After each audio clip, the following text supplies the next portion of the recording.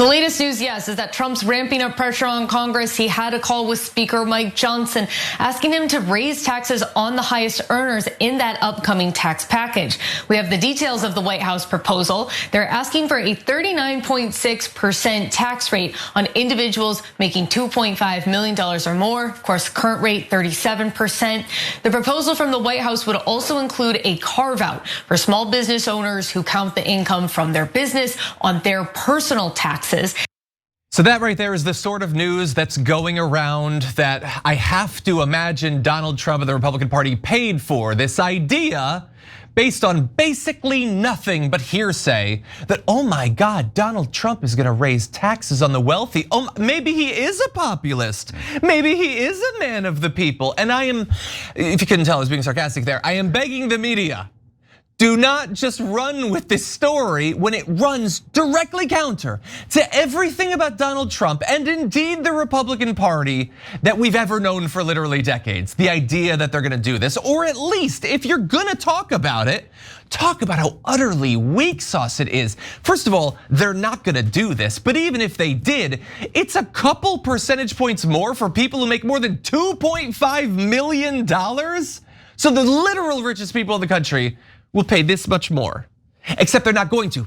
It's not gonna happen. They're not actually gonna do it. They're just doing this to get a good news cycle. And if I were them, I would want a good news cycle as I prepare to hand $4.5 trillion to the wealthiest people that have ever lived, that ever walked the face of the earth. But no, all it takes is, let's see, according to reports, Trump met with Mike Johnson and he instructed congressional Republicans to raise taxes on the wealthiest earners as part of his big, beautiful bill. Oh, well, I mean, if there's reports, then maybe he'll really do it. Maybe we should go easy on him. Bear in mind, they're working right now to extend his massive tax cuts, not only for wealthy individuals, but for corporations. The drastic slashing of taxes on those with the most that we've been suffering under in terms of our government's ability to fund itself for literally years at this point. And if you take a look at this, let's put up our next graphic. The effect of what Trump has done to taxes, the effect on the national debt, a thing that Republicans occasionally claim to care about, generally when Democrats are in charge. Right now, we are looking at something like $5 to $12 trillion added to the national debt so that Trump can pay off those who bought him in the last election. That is the story on taxes, okay?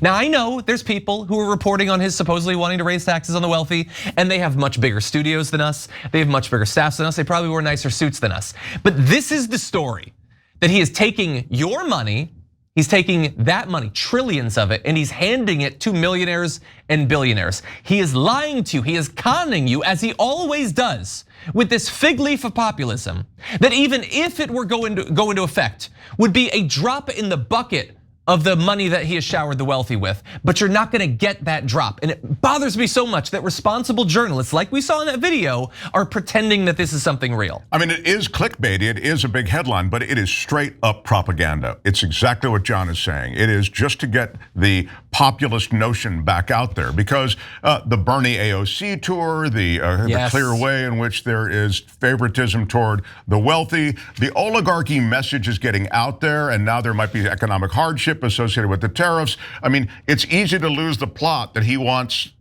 his crowd to remember, and that is that he's a populist president working for them.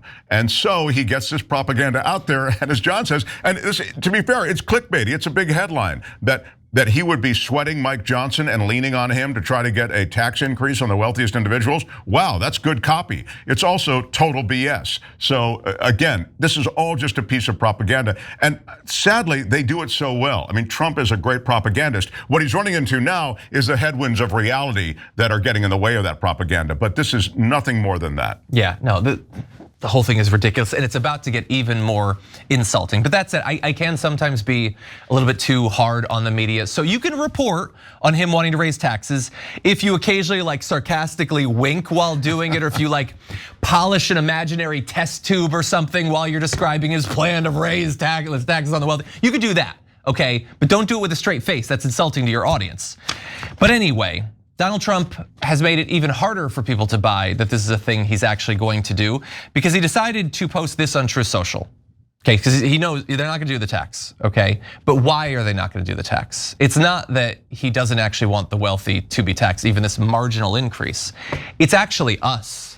We're the reason, Mark, and you possibly watching this. He said this: the problem with even a tiny tax increase for the rich, which I and all others would graciously accept in order to help the lower and middle income workers, is that the radical left Democrat lunatics would go around screaming, "Read my lips," the fabled capital Q quote by George Bush the Elder that is said to have cost him the election. No, Ross Perot cost him the election.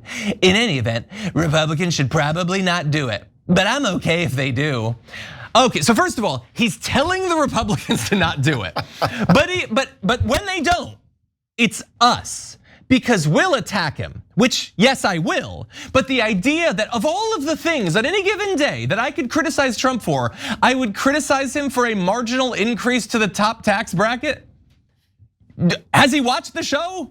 I don't know if he has. I know Marjorie Greene has. Marjorie, you know the answer to that question. That's not the reason, okay? It's not us, it's the donors, damn it.